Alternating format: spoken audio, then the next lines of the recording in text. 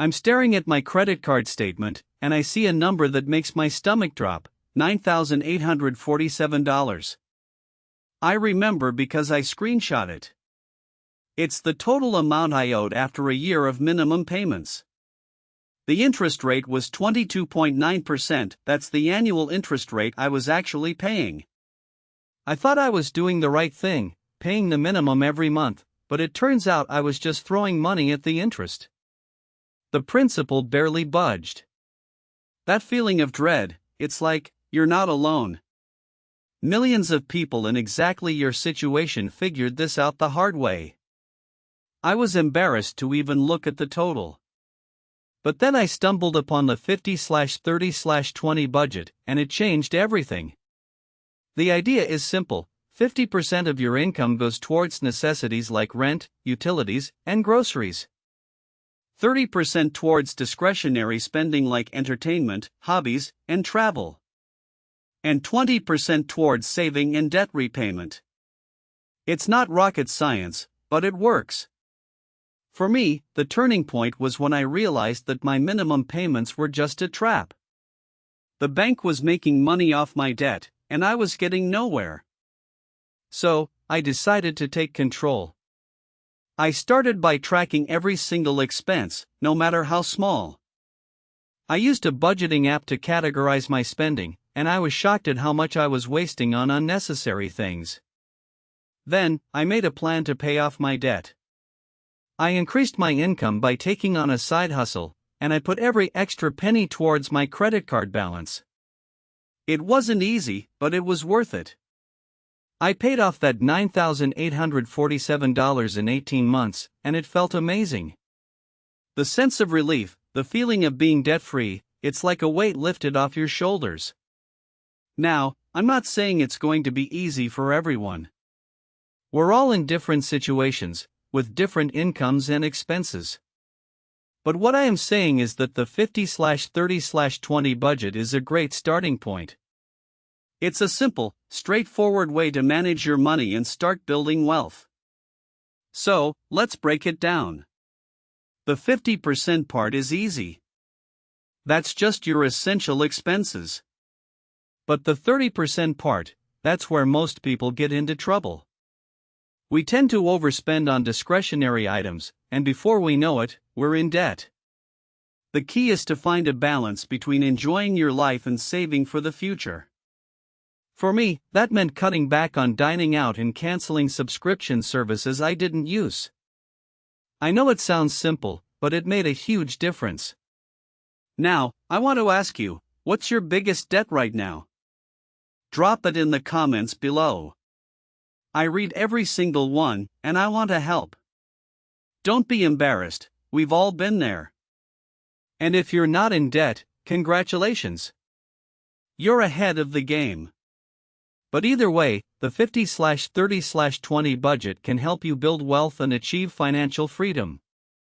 The 20% part is where things get interesting. That's where you start building wealth.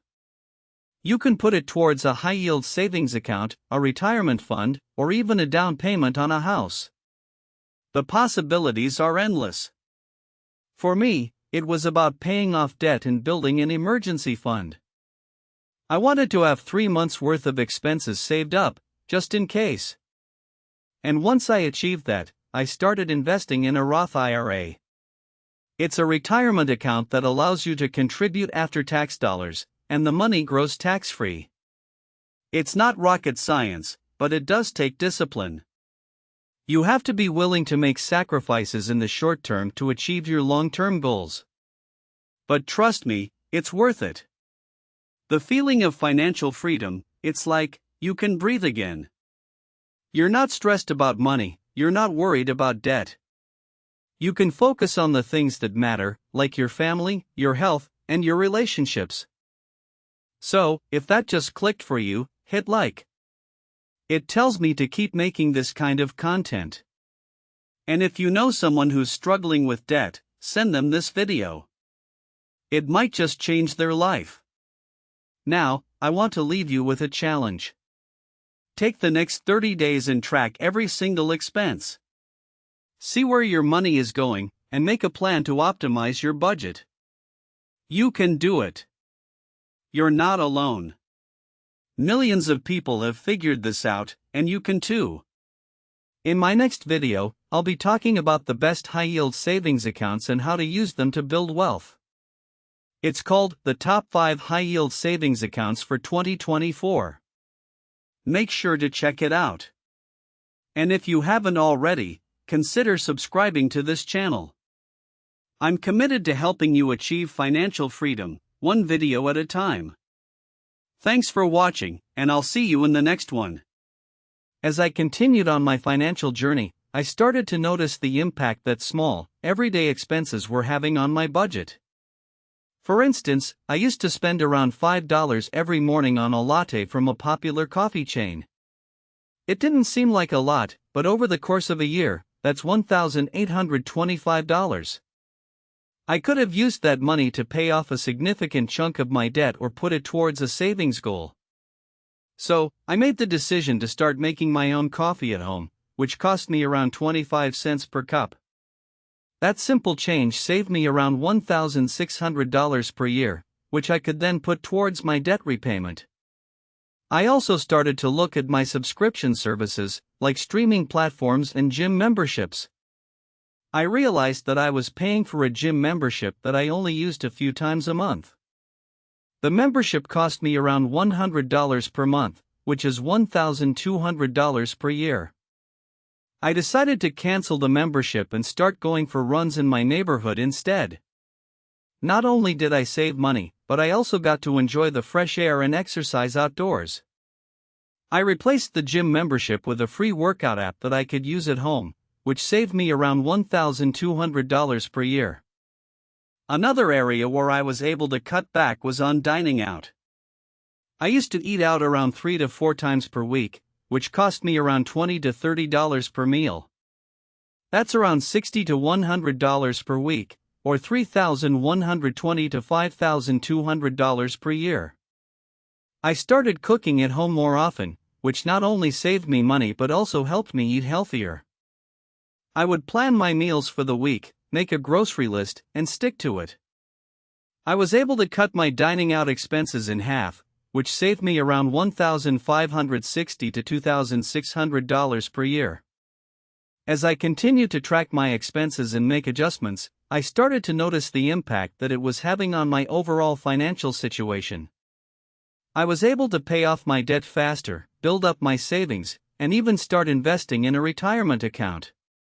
It was a great feeling to know that I was taking control of my finances and making progress towards my goals. One of the most important things I learned during this process was the importance of patience and discipline. It's not easy to make changes to your spending habits and stick to a budget, but it's worth it in the long run.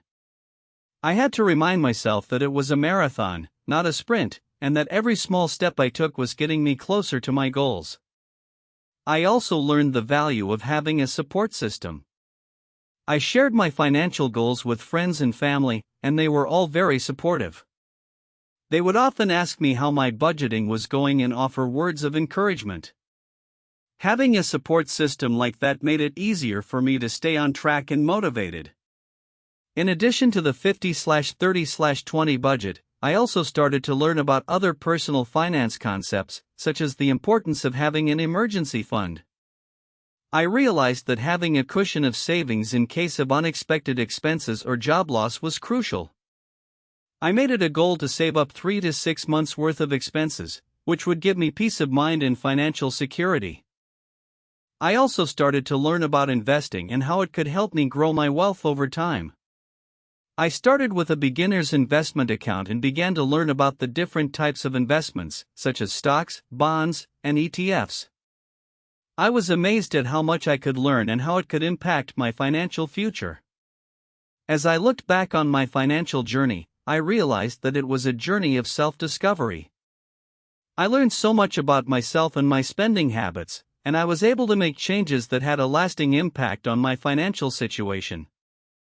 I was proud of myself for taking control of my finances and making progress towards my goals. I hope that my story can inspire others to take control of their finances and make positive changes. It's not easy, but it's worth it. Remember, every small step you take is getting you closer to your goals, and with patience and discipline, you can achieve financial freedom. The power of compound interest is also something that I learned about during my financial journey. I realized that even small, consistent investments could add up over time and result in significant returns. For instance, if I were to invest $100 per month into a retirement account with a 7% annual return, I could potentially have over $100,000 in 30 years. That's the power of compound interest, and it's a great way to build wealth over time. I also learned about the importance of avoiding lifestyle inflation. As my income increased, I was tempted to inflate my lifestyle by spending more on luxuries and luxuriating in the finer things in life. However, I realized that this would only lead to debt and financial stress. Instead, I made a conscious effort to direct my excess funds towards my savings and investment goals. This allowed me to build wealth and achieve financial freedom, rather than simply increasing my spending. Another key takeaway from my financial journey was the importance of having multiple income streams.